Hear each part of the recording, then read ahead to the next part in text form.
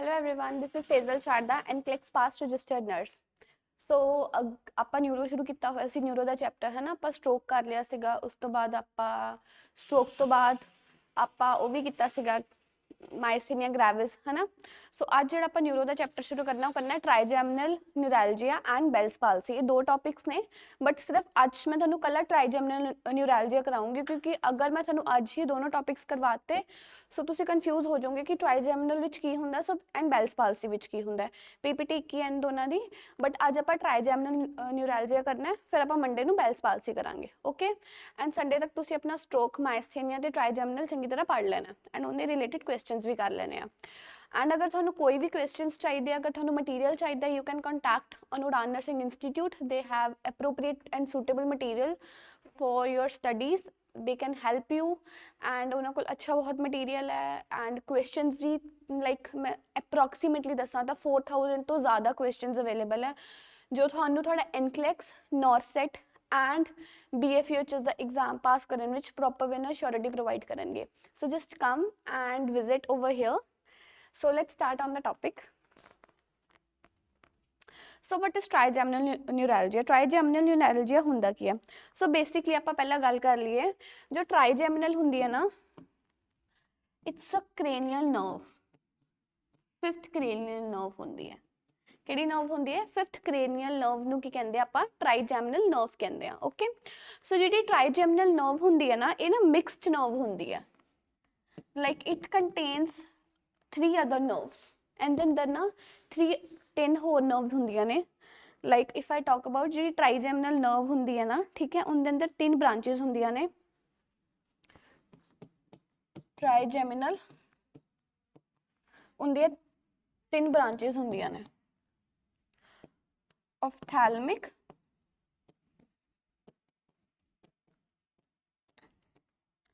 mandibular ਤੇ maxillary। ਇਹ ਜਿਹੜੀ ਚੀਜ਼ ਮੈਂ ਦੱਸ ਰਹੀ ਹਾਂ ਨਾ, ਐਕਚੁਅਲੀ ਇਹ ਜਿਹੜੀ ਚੀਜ਼ ਮੈਂ ਦੱਸ ਰਹੀ ਹਾਂ, ਮੈਂ ਤਾਂ ਦੱਸ ਰਹੀ ਹਾਂ, ਇੱਕ ਤਾਂ ਤੁਹਾਨੂੰ sign and symptoms proper way ਨਾਲ ਕਲੀਅਰ ਹੋ ਜਾਣਗੇ, ਤੇ ਇੱਕ ਨਾ ਨੌਰਸੈਟ ਲਈ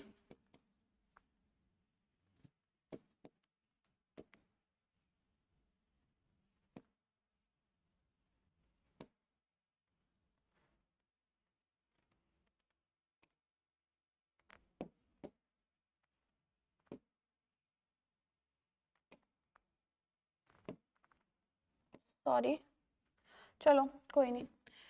ਨੌਰਸੈਟ ਵਿੱਚ ਇਹ ਕਾਫੀ ਜ਼ਿਆਦਾ ਕੁਐਸਚਨ ਆਇਆ ਹੋਇਆ ਐਂਡ RRB ਦੇ ਪੇਪਰ ਵਿੱਚ, ਜੋ ਰੇਲਵੇ ਦਾ ਪੇਪਰ ਹੈ ਨਾ, ਉਹਦੇ ਵਿੱਚ ਬਹੁਤ ਜ਼ਿਆਦਾ ਕੁਐਸਚਨ ਆਇਆ ਹੋਇਆ ਕਿ ਜਿਹੜੀ ਟ੍ਰਾਈਜੈਮਨਲ ਹੁੰਦੀ ਹੈ ਨਰਵ, ਉਹ ਕਿਹੜੀ ਨਰਵ ਹੁੰਦੀ ਹੈ? That is cranial nerve fifth. And ਉਹ ਕਿਹੜੀਆਂ ਅੱਗੇ ਹੁੰਦੀਆਂ? 3 ਬ੍ਰਾਂਚਿਸ ਨੇ, ophthalmic, mandibular and maxillary। Okay, ਜਿਹੜੀ ophthalmic ਹੈਗੀ ਤੇ maxillary ਹੈਗੀ, ਇਹ ਹੈਗੀ ਸੈਂਸਰੀ। ਠੀਕ ਹੈ, ਕਿਉਂਕਿ ਦੇਖੋ ਆਪਾਂ ophthalmic ਕੀ ਕਰਦੀ ਹੈ? ਆਪਾਂ ਮਤਲਬ ਆਈਜ਼ ਪ੍ਰੋਪਰ ਵੇ ਨਾਲ ਆਪਣਾ ਦੇਖਣ ਵਿੱਚ ਕੰਮ ਕਰਦੀ ਹੈ, ਜਿਹੜੀ ophthalmic ਬ੍ਰਾਂਚ ਹੋਊਗੀ। ਠੀਕ ਹੈ, ਸੋ ਇਹ ਸੈਂਸਰੀ ਹੋਗੀ। ਜਿਹੜੀ ਮੈਂਡੀਬੂਲਰ ਹੋਗੀ ਉਹ ਵੀ ਸੈਂਸਰੀ ਹੋਗੀ। ਠੀਕ ਹੈ, ਆਪਣਾ ਮੈਂਡੀਬਲ ਜੋ ਹੁੰਦਾ, ਬਟ ਜਿਹੜੀ ਮੈਗਜ਼ਿਲਰੀ ਹੋਗੀ ਉਹ ਹੋਗੀ ਮਿਕਸਡ ਸੈਂਸਰੀ ਐਂਡ ਮੋਟਰ। ਸੋ ਕਿਹੜੀ ਹੋਗੀ? ਮਿਕਸਡ। ਠੀਕ ਹੈ, ਟ੍ਰਾਈਜੈਮਨਲ ਦੀਆਂ 3 ਬ੍ਰਾਂਚਿਸ ਹੁੰਦੀਆਂ ਨੇ, the one is ophthalmic, the other one is mandibular and the third one is maxillary। okay, ophthalmic and mandibular is sensory, maxillary is motor। okay, sorry, I just confused it little bit।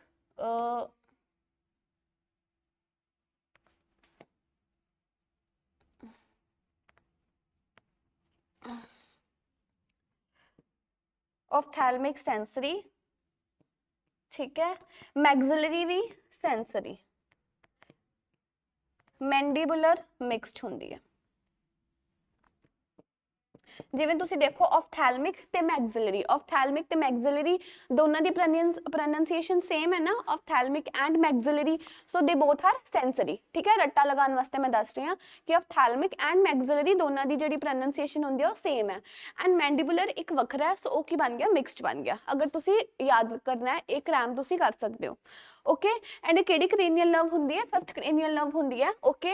ਇਹ ਨੋਰਸੈਟ ਵਿੱਚ ਵੀ exam 'ਚ question ਆਇਆ ਹੋਇਆ ਤੇ RRB 'ਚ ਵੀ ਆਇਆ ਹੋਇਆ, okay. ਸੋ ਟ੍ਰਾਈਜੈਮਨਲ ਨਿਊਰੈਲਜੀਆ ਕੀ ਹੁੰਦਾ ਹੈ? ਜੋ ਟ੍ਰਾਈਜੈਮਨਲ ਨਿਊਰੈਲਜੀਆ ਹੁੰਦਾ ਨਾ ਉਹ ਕੀ ਹੁੰਦੀ ਹੈ, ਇਹ ਜਿਹੜੀ ਨਰਵ ਹੁੰਦੀ ਹੈ ਨਾ ਇਹ ਫੇਸ ਨੂੰ ਸਪਲਾਈ ਹੁੰਦੀ ਹੈ, ਸਪਲਾਈ ਟੂ ਫੇਸ, ठीक है। की हुंदा है trigeminal neuralgia is a sudden usually unilateral severe brief stabbing recurrent episode of the pain in the distribution of the 5th cranial nerve, that is trigeminal nerve, and has both motor and sensory branches. In trigeminal neuralgia the sensory or the afferent branches, primarily the maxillary and the mandibular branches, are involved. So की हुंदा basically जेड़ा trigeminal neuralgia हुंदा ना वो किसी भी cause करके, causes आप आगे पढ़ने हैं, वो किसी भी cause करके की हो जाता है ਜਿਹੜੀ ਨਰਵ ਹੁੰਦੀ ਹੈ ਨਾ, ਠੀਕ ਹੈ, ਉਹਦੇ ਵਿੱਚ ਕੀ ਹੋ ਜਾਂਦਾ ਸਡਨ, ठीक है, यूनिलैटरल मतलब या तो फेस पे एक राइट साइड होगा या फेस दे लेफ्ट साइड होगा, कभी भी दोनों साइड नहीं होगा, सिर्फ एक साइड होगा, सो यूनिलैटरल, ठीक है, यूनिलैटरल, ठीक है। सीवियर मतलब कि बहुत ही ज्यादा इंटेंस, ठीक है। ब्रीफ स्टैबिंग लाइक कुछ जिवें आपां कोई चीज़ खबोने आ ना, स्टैबिंग स्टैबिंग पेन होएगी, ओके। ते बार बार एपिसोड्स आएंगे, इदा नहीं होगा कि पेशेंट ਨੂੰ ਇੱਕ ਵਾਰੀ पेन हुई ਤੁਸੀਂ ਮੈਡੀਸਿਨ ਦੇਤੀ ਤੇ ਪੇਸ਼ੈਂਟ ਠੀਕ ਹੋ ਗਿਆ, ਠੀਕ ਹੈ।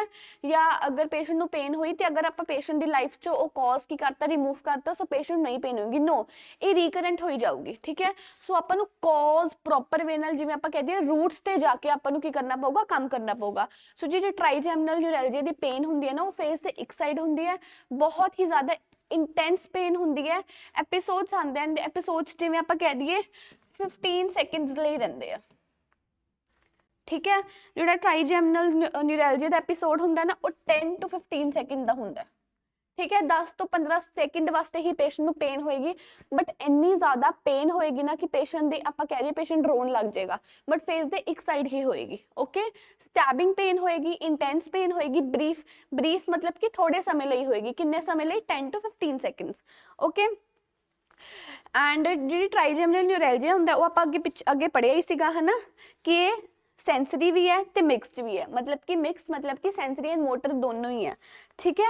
ट्राइजेमिनल न्यूरैल्जिया विच ना basically mandibular and maxillary involve होंदा, ऑफ्थैल्मिक नहीं इन्वॉल्व होंदा। ऑफ्थैल्मिक सिर्फ किसी किसी विच इन्वॉल्व होंदा, वरना मैंडिबुलर एंड मैक्सिलरी पोर्शन ही की होंदा इन्वॉल्व होंदा, ओके। लाइक जिहड़ा अपना माउथ दा पोर्शन हो गया वही ज़्यादा इन्वॉल्व होंदा ते ओहदे करके ही पेशेंट नूं कई बारी ईटिंग डिफिकल्टीज भी आ जाती है, लाइक जिस साइड ते पेन होंदी है पेशेंट उस साइड वाले पासे च्यू नहीं कर सकता, क्यों, क्योंकि उस साइड वाले पासे जिहड़ा माउथ दा की होएगा एरिया उत्थे बहुत ही ज़्यादा इंटेंस की होएगी, पेन हो रही होएगी। ਹੁਣ ਆਪਾਂ ਨੇ ਪੜ੍ਹਨੇ ਕੌਜ਼ਸ ਕਿ ਟ੍ਰਾਈਜੈਮਨਲ ਨਿਊਰੈਲਜੀਆ ਹੁੰਦਾ ਕਿਉਂ ਹੈ। ਸੋ ਸਭ ਤੋਂ ਪਹਿਲਾਂ ਜਿਹੜਾ ਕੌਜ਼ ਹੁੰਦਾ ਉਹ ਕੀ ਹੁੰਦਾ ਹੈ, ਇਡੀਓਪੈਥਿਕ ਕੌਜ਼। ਕੀ ਹੁੰਦਾ ਹੈ, ਇਡੀਓਪੈਥਿਕ ਕੌਜ਼, ਠੀਕ ਹੈ। ਇੱਕ ਚੀਜ਼ ਯਾਦ ਰੱਖਣੀ ਹੈ ਕਿ ਇਹਦੇ ਵਿੱਚ ਪੇਸ਼ੈਂਟ ਨੂੰ ਕਿਹੜੀ ਪੇਨ ਹੁੰਦੀ ਹੈ, knife like pain, like patient ਨੂੰ ਲੱਗਦਾ ਕਿ ਕੋਈ ਨਾ ਜਿਵੇਂ ਆਪਣੇ ਕੋਈ ਤਿੱਖੀ ਜਿਹੀ ਚੀਜ਼ ਚੁੱਭ ਜਾਂਦੀ ਹੈ ਨਾ, ਨਾਈਫ ਚੁੱਭ ਜਾਂਦਾ, ਨਾਈਫ ਲੱਗ ਜਾਂਦਾ, ਉਹਦਾ ਦੀ ਪੇਨ ਹੁੰਦੀ ਹੈ, ਓਕੇ। सो इडियोपैथिक कॉज होंदा है not known but can occur with idiopathic आप लिख देने not known, so basically it is idiopathic. Idiopathic का मतलब होंदा है कि आपां नूं नहीं पता, इडियोपैथिक मतलब कि आपां नूं नहीं पता कि क्यों हो रही है, बस हो रही है, ठीक है।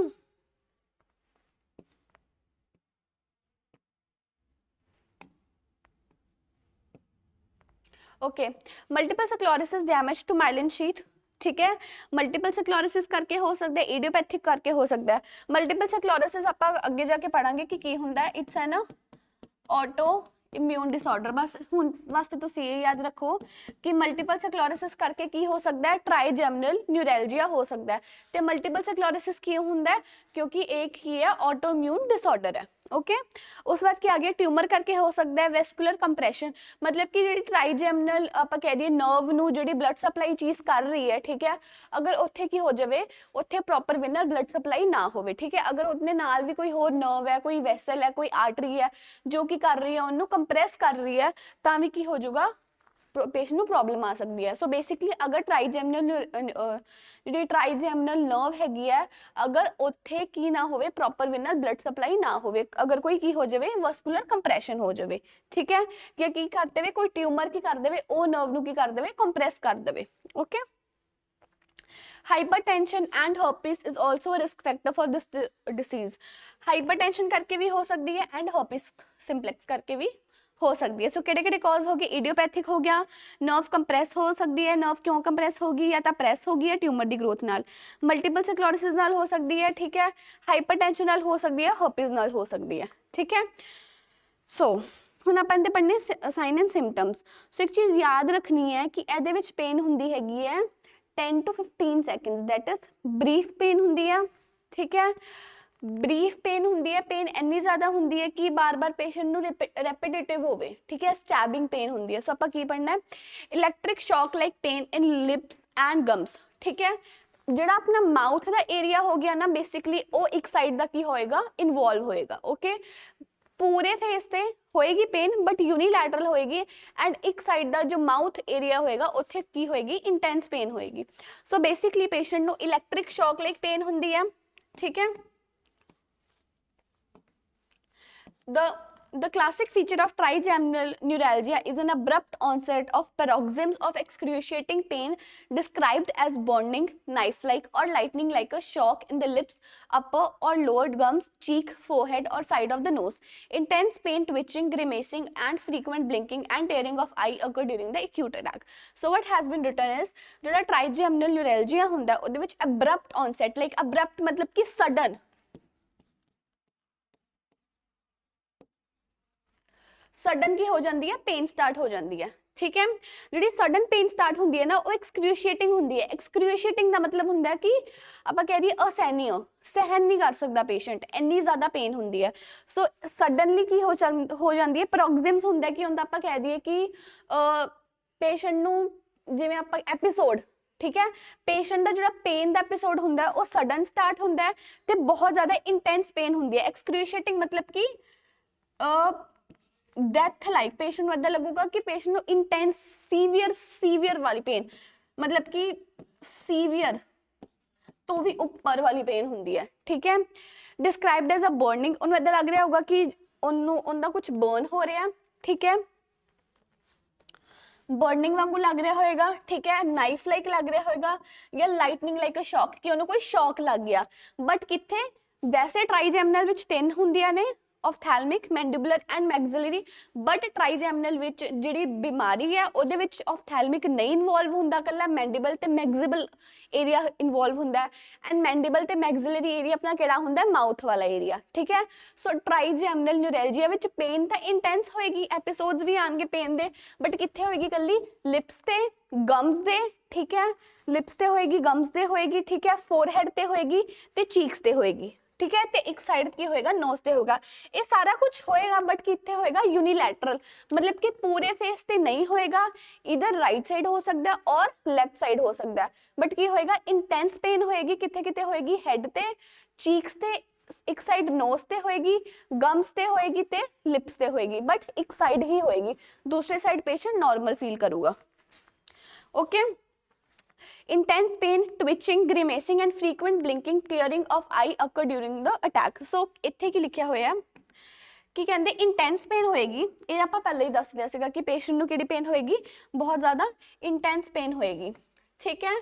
ट्विचिंग कि बार-बार ना पेशेंट इन पेन करके ना अपनी एक साइड ਨੂੰ ट्विच करेगा, लाइक ਐਵੇਂ करूगा, ठीक है, मतलब अपनी आईज और अपने लिप्स की कर लेगा, दोनों ਨੂੰ बंद कर लेगा, लिप्स ਨੂੰ बाहर ਕੱਢ ਲੂਗਾ, आईज ਨੂੰ बंद कर लूगा, लाइक जिवें ਆਪਾਂ कुछ खट्टा खा ਲੈਂਦੇ ਤਾਂ अपनी की हो जाती है, ट्विचिंग हो जाती है। सो उदा दी की होएगी, ट्विचिंग होएगी, ठीक है।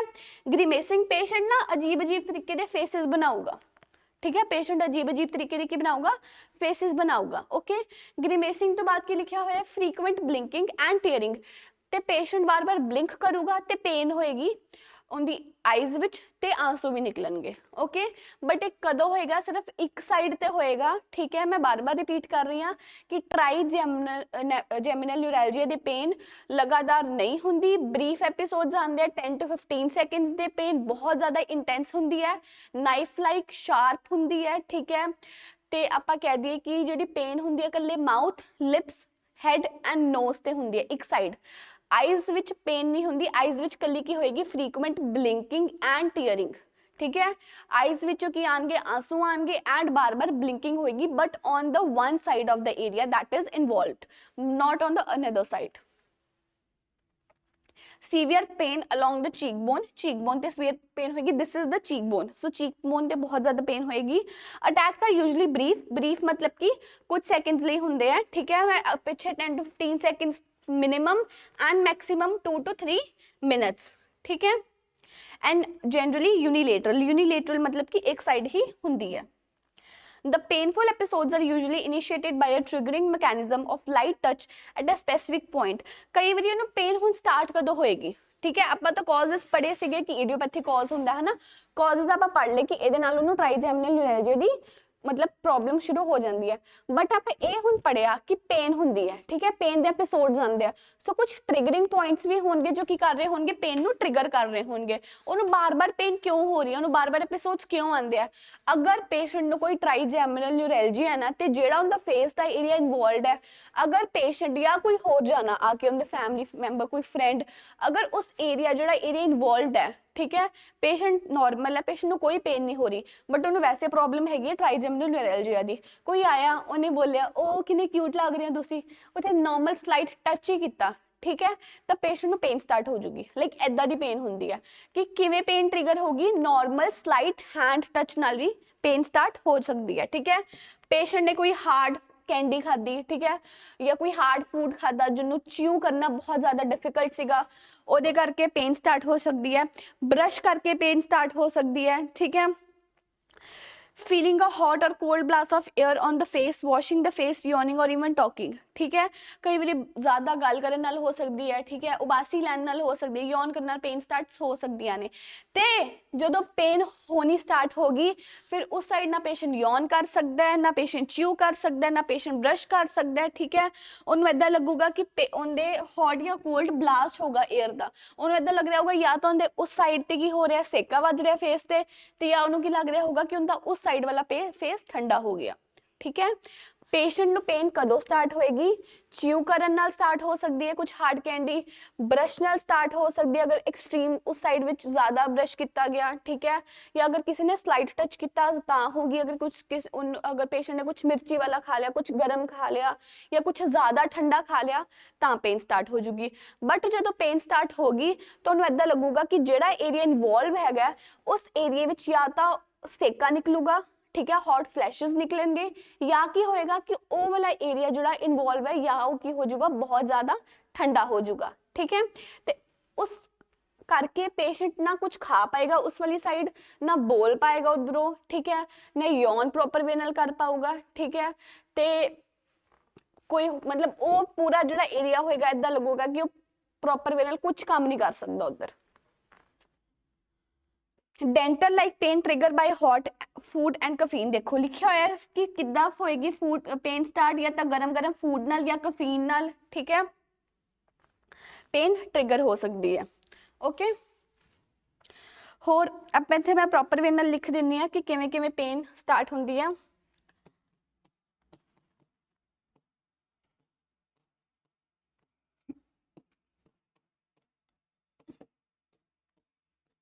ठीक है, ट्रिगर्स फॉर पेन केड़े केड़े होंगे? Chewing,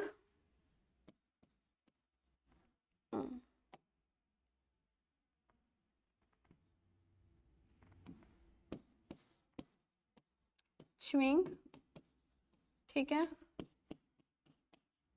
hot food, caffeine, spicy food,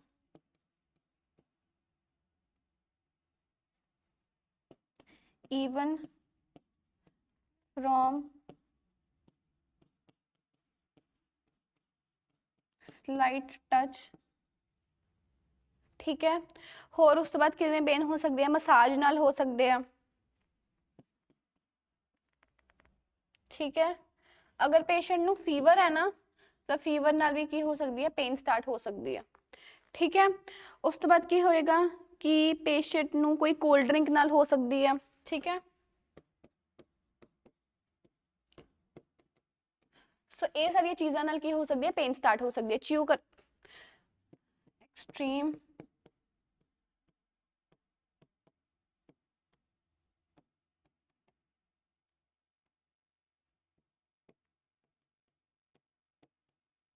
extreme brushing of teeth नाल, ठीक है। चियो करन नाल, फीवर नाल, hot food, caffeine, spicy food, cold drinks, even from a slight touch, massage, extreme brushing of teeth, and नाल पेन स्टार्ट हो सकती है, ठीक है।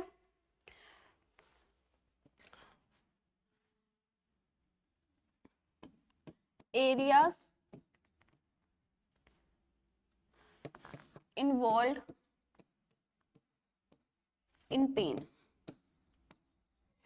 ਕਿਹੜੇ-ਕਿਹੜੇ ਏਰੀਆਜ਼ ਇਨਵੋਲਵਡ ਹੁੰਦੇ ਪੇਨ ਦੇ ਟਾਈਮ ਤੇ, ਕਿਹੜੇ-ਕਿਹੜੇ ਏਰੀਆਜ਼ ਇਨਵੋਲਵਡ ਹੁੰਦੇ ਪੇਨ ਦੇ ਟਾਈਮ ਤੇ,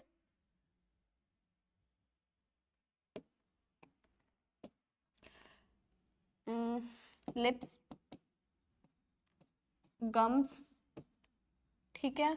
लिप्स ਹੁੰਦੇ ਆ, लिप्स ਹੁੰਦੇ इन्वॉल्व, गम्स ਹੁੰਦੇ ਆ, ठीक है। टीथ,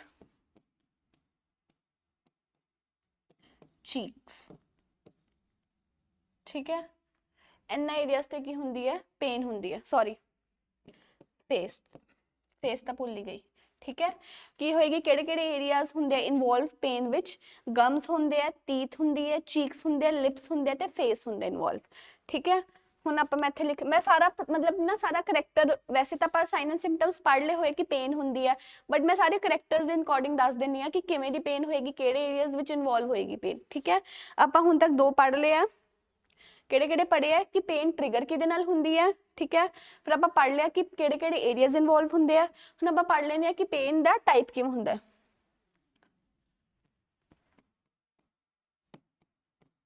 टाइप ऑफ पेन या करैक्टरिस्टिक्स ऑफ पेन, कि किद्दां दी पेन होएगी, ओके। सो बेसिकली पेशेंट नू यूनिलैटरल पेन होएगी, ठीक है। एक साइड पेन होएगी स्टैबिंग लाइक, ठीक है, या नाइफ कोई स्टैब हो गया, ठीक है, या कोई शॉक लग गया, इलैक्ट्रिक, ठीक है, ऐदा दी पेन होएगी, ओके। एंड की होएगा होर, पेशेंट नू इंटेंस पेन होएगी, जिहड़े एपिसोड्स आएंगे वो कित्थों तक आएंगे, 10 to 15 seconds to 2 to 3 minutes तक पेशेंट नू पेन दा टाइम रह सकता है, ठीक है। ਇਹਦੇ ਨਾਲ पेशेंट नू सडन पेन स्टार्ट होएगी, सडन या एब्रप्ट भी बोल सकते हो, एब्रप्ट ऑनसेट, ठीक है। सडन या एब्रप्ट ऑनसेट होएगा। यूनिलैटरल पेन होएगी, stabbing like live knife, shock pain होएगी, ठीक है। तुसी सडन, शार्प, सीवियर या एक्सक्रूशिएटिंग भी बोल सकते हो, इत्थे मैं लिख देनी आ एक्सक्रूशिएटिंग,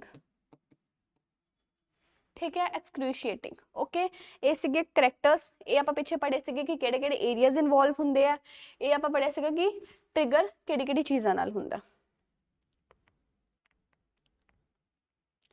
ਹੁਣ ਆਪਾਂ ਅੱਗੇ ਚੀਜ਼ਾਂ ਜਿਹੜੀਆਂ ਨੇ ਪੜ੍ਹਨੀਆਂ ਹੈਗੀਆਂ ਡਾਇਗਨੋਸਿਸ। ਸੋ ਡਾਇਗਨੋਸਿਸ ਵਿੱਚ ਕੀ ਹੈਗਾ, ਸੀਟੀ ਸਕੈਨ ਕਰਵਾ ਸਕਦੇ ਹੋ, MRI ਕਰਵਾ ਸਕਦੇ ਹੋ, ਠੀਕ ਹੈ। ਐਂਡ ਆਪਾਂ ਨੂੰ MRI ਤੋਂ ਕੀ ਪਤਾ ਲੱਗ ਜੂਗਾ ਕਿ ਮਲਟੀਪਲ ਸਕਲੈਰੋਸਿਸ ਦਾ ਕੋਈ ਲੀਜਨ ਤਾਂ ਨਹੀਂ ਹੈਗਾ ਉੱਥੇ, ਟਿਊਮਰ ਤਾਂ ਨਹੀਂ ਹੈਗਾ, ਜਾਂ ਕੋਈ ਵੈਸਕੂਲਰ ਐਬਨੋਰਮੈਲਿਟੀ ਤਾਂ ਨਹੀਂ ਹੈਗੀ, ਠੀਕ ਹੈ। ਸੀਟੀ ਸਕੈਨ ਦੇ ਨਾਲ ਨਾਲ ਤੁਸੀਂ 3-4 ਟੈਸਟ ਹੋਰ ਕਰਵਾ ਸਕਦੇ ਹੋ, ਓਕੇ। ਜਿਵੇਂ ਕਿ ਤੁਸੀਂ पेशेंट ਨੂੰ ਕਈ ਵਾਰੀ ਜਦੋਂ ਟਿਊਮਰ ਹੁੰਦਾ ਹੈ ਨਾ, ਤਾਂ ਕਈ ਵਾਰੀ ਜਿਵੇਂ ਆਪਾਂ ਫਿਜ਼ੀਕਲ ਐਗਜ਼ਾਮੀਨੇਸ਼ਨ ਨਾਲ ਹੈ ਨਾ, ਉਹ ਟੈਸਟ ਫਿਜ਼ੀਕਲ ਐਗਜ਼ਾਮੀਨੇਸ਼ਨ ਪੇਸ਼ੈਂਟ ਦੀ ਕਰ ਸਕਦੇ ਹਾਂ,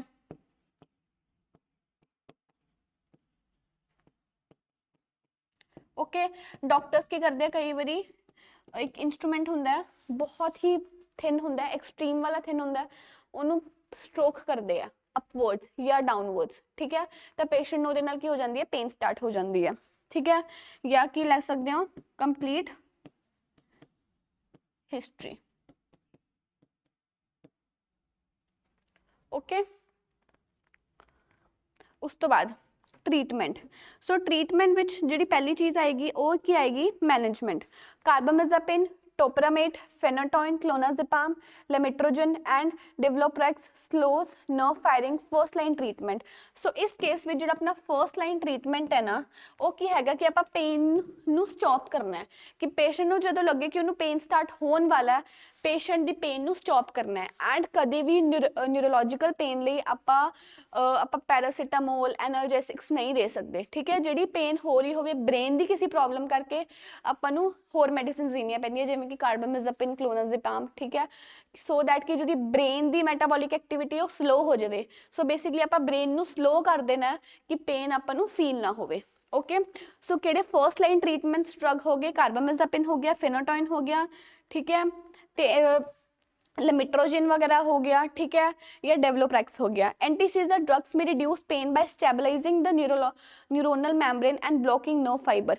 एंटी सीजर ड्रग्स केड़े हो गए कार्बामेज़ापिन एंड फेनाटोइन ठीक है दो केड़े हैगे anti seizure drug surgery to decompress or destroy the cause nerve blocking with local anesthesia is another treatment option relief of pain is temporary lasting from 6 to 18 months this treatment is usually tolerated well by older clients so ਇਹਦੇ ਵਿੱਚ ਹੁਣ ਆਪਾਂ ਕੀ ਕਰਨ ਲੱਗੇ ਆ surgical ਕੀ ਲਿਖਿਆ ਹੋਇਆ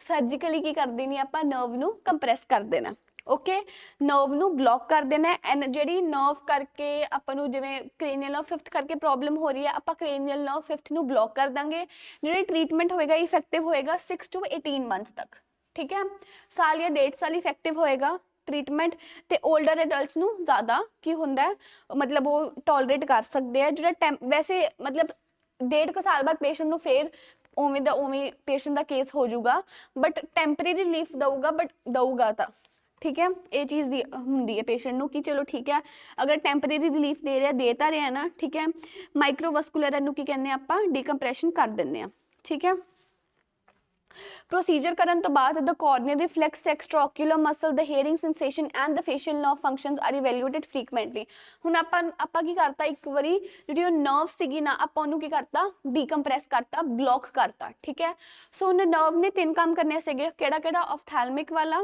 ठीक है मैंडिबुलर एंड मैग्जिलरी सो अपन तिना दी सेंसेशनस प्रॉपर वे नाल चेक करनियां पैनियां चीक्स दी सेंसेशनस चेक करनियां पैनियां जिहड़ा एरिया इन्वॉल्व होया उस एरिया वाले पासे अपन की वेखना पैना कि आई मूवमेंट्स प्रॉपर वे नाल हो रही है विजन सही हैगी है ठीक है पेशेंट जिहड़ा अपना फेस हैगा प्रॉपर वे नाल हिला पा रहा है कि नहीं हिला पा रहा ठीक है मूवमेंट प्रॉपर वे नाल हो रही है इक्वली मूवमेंट हो रही है हर एक चीज़ की करनी है असेस करनी है कॉर्नियल रिफ्लेक्स चेक करना है एक्स्ट्रा ऑक्यूलर मसल्स चेक करने हैं हेयरिंग चेक करनी है उस वाले एरिया दी ठीक है फेशियल नर्व चेक करनी है ओके ते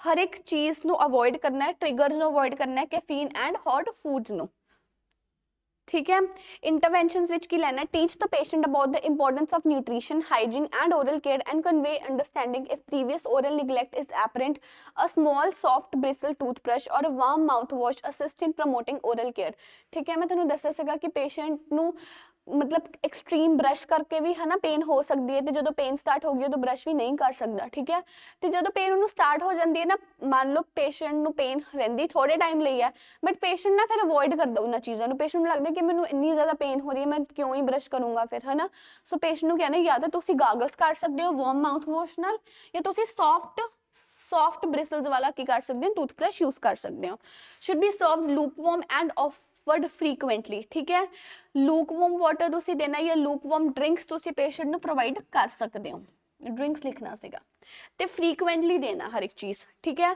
ਲੌਂਗ term management after surgical intervention depends on the residual effect of the procedure. Long term management ਜਿਹੜੀ ਹੋਏਗੀ ਸਰਜਰੀ ਕਰਨ ਤੋਂ ਬਾਅਦ, ਉਹ ਇਸ ਚੀਜ਼ ਤੇ ਡਿਪੈਂਡ ਕਰੂਗਾ ਕਿ ਪੇਸ਼ੈਂਟ ਨੂੰ ਹੁਣ ਸਰਜਰੀ ਤੋਂ ਬਾਅਦ ਕਿਹੜੇ ਕਿਹੜੇ ਸਿੰਪਟਮਸ ਆ ਰਹੇ ਆ, ਜਾਂ ਸਰਜਰੀ ਤੋਂ ਬਾਅਦ ਹੀਅਰਿੰਗਸ ਜਾਂ ਕੋਈ ਆਈ ਦੀ ਮੂਵਮੈਂਟ ਖਰਾਬ ਹੋਈ ਹੈ ਕਿ ਨਹੀਂ ਹੋਈ ਹੈਗੀ।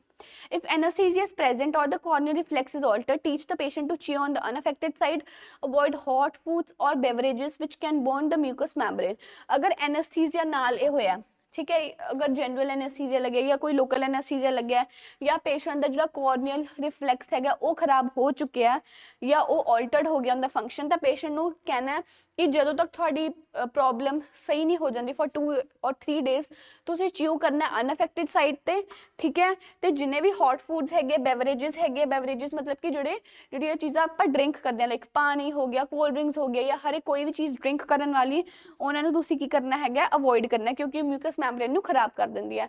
चेक करनी है oral cavity after meals to remove the food particles. हुण पेशेंट खाएगा तो अनअफेक्टेड साइड ते, ठीक है, बट कई बार पार्टिकल्स अफेक्टेड साइड ते चले जाते हैं तो पेशेंट तो इग्नोर कर दे कि मैं तो अनअफेक्टेड साइड ते खाधे सो कोई नहीं, दैट्स फाइन। बट कई बार पार्टिकल्स एक्यूमुलेट होंदे रहंदे अफेक्टेड साइड ते, ठीक है। सो आप प्रॉपर वे नाल चेक करनी है ओरल कैविटी, ठीक है। Practice meticulous oral hygiene and continue with semi annual dental visits. 6 महीने बाद की करनी है डेंटल विजिट्स करनी है, ओरल हाइजीन प्रॉपर वे नाल ध्यान नाल की करनी है मेनटेन करनी है। Protect the face against extremes of temperature. Extremes of temperature मतलब कि ना ही ज़्यादा ठंडा खाना है तो ना ही कोई चीज़ ज़्यादा गर्म खानी है, लूक वार्म खानी है रूम टेंपरेचर पे। Use an electric razor if nerve block, ठीक है। नर्व ब्लॉक अगर होगी हुई है, अगर सर्जरी होगी हुई है, पेशेंट की उस वाली साइड थोड़ी जी सेंसेशन की हो जाएगी, डिक्रीज हो जाएगी, ठीक है, क्योंकि एक साइड दे आप ट्राईजेमिनल नर्व नूं ब्लॉक किया, सो सेंसेशन ऑल्टर तो होणगे ही होणगे। तो अगर सर्जरी हुई है तो पेशेंट नूं कहना कि तुसीं बीयर्ड रिमूव करने वास्ते मैनुअल वाला रेजर नहीं यूज करना, क्यों, क्योंकि उधर की हो जाएगा कट लग सकता है, ठीक है। जे कट लग गया ओके ब्लीडिंग होनी शुरू होगी, पेशेंट ने ध्यान नहीं देना, क्यों, क्योंकि पेशेंट तो पेन ही नहीं फील हो रही, जो कट वगैरह लगता तो माइन्यूट जी पेन होंगी है। तो अगर वो ऑल्टर होगी, अगर पेशेंट ने वो की करती आप की कहने पेशेंट ने पेन इग्नोर की या पेशेंट ने सट इग्नोर की तो इन्फेक्शन भी हो सकती है ना फेस से, क्योंकि उधर ऑलरेडी की हो चुकी है सर्जरी। सो पेशेंट को कहना कि तुसी इलैक्ट्रिक रेजर यूज करना है अगर नर्व ब्लॉक होया टू अवॉइड कट्स, कि कट्स नूं तुसी अवॉइड कर सको, ठीक है। मैनुअल रेजर्स नहीं यूज करने, इलैक्ट्रिक रेजर्स यूज करने हैं शेविंग ਲਈ। Wear a protective eye shield और अवॉइड रबिंग आईज, आईज ਨੂੰ ਰਬ नहीं करना, एग्जामिन करना आईज ਨੂੰ भी प्रॉपर वे ਨਾਲ ਇਨਫੈਕਸ਼ਨ ਲਈ ਜਾਂ ਕੋਈ ਇਰੀਟੇਸ਼ਨ ਲਈ ਤੁਸੀਂ ਕੀ ਕਹਿੰਦੇ ਆ आई चेकअप करवाना है एनुअली या सैमी एनुअली, डेंटल चेकअप्स करवाने हैं, ठीक है। एक्सट्रीम्स ऑफ टेंपरेचर अवॉइड करना है and on top of that आप कह रही है कि इलैक्ट्रिक रेजर्स यूज करने हैं, ठीक है। ट्रिगर्स ਨੂੰ अवॉइड करना। ਇਹ ਸੀਗਾ ਆਪਣਾ ट्राईजेमिनल न्यूरैल्जिया, बट आज मैं थानू सिर्फ ट्राईजेमिनल न्यूरैल्जिया ही करवाऊंगी, बेल्स पाल्सी मैं नहीं करवाऊंगी, बिकॉज ट्राईजेमिनल न्यूरैल्जिया दे सिम्पटम्स अगर तुसी हुण तो थानू सौखा लग रहा है, बट अगर मैं बेल्स पाल्सी करवाता तो वो थोड़ा कन्फ्यूजिंग हो जाएगा। सो बेल्स पाल्सी आप मंडे करांगे, ठीक है।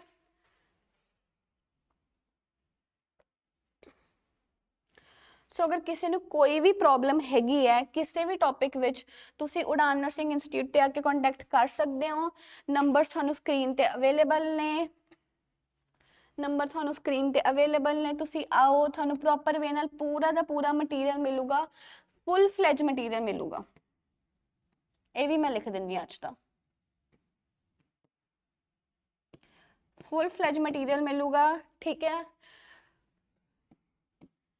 1-on-1 इंटरैक्शन होएगी बच्चे नाल, ये भी मैं समझा देनी हाँ, क्योंकि फिर बच्चे कन्फ्यूज हो जाते हैं ना कि सानू प्रॉपर वे अटेंशन मिलूगी कि नहीं मिलूगी। असं आगे तो थानू 1-on-1 इंटरैक्शन होएगी थोड़ी प्रॉपर वे नाल, थानू फुल फ्लैज मटीरियल मिलूगा, ठीक है। थानू क्वेश्चंस भी मिलणगे, ठीक है। कादे लई BFUHS, RRB, नॉर्सेट एंड क्लेक्स, ठीक है। सो विजिट उड़ान नर्सिंग इंस्टीट्यूट पे, ठीक है, तुसी विजिट करो आके। ओके, स्क्रीन ते नंबर्स अवेलेबल ने, उदों तक अपना पढ़ो। Okay, thank you so much.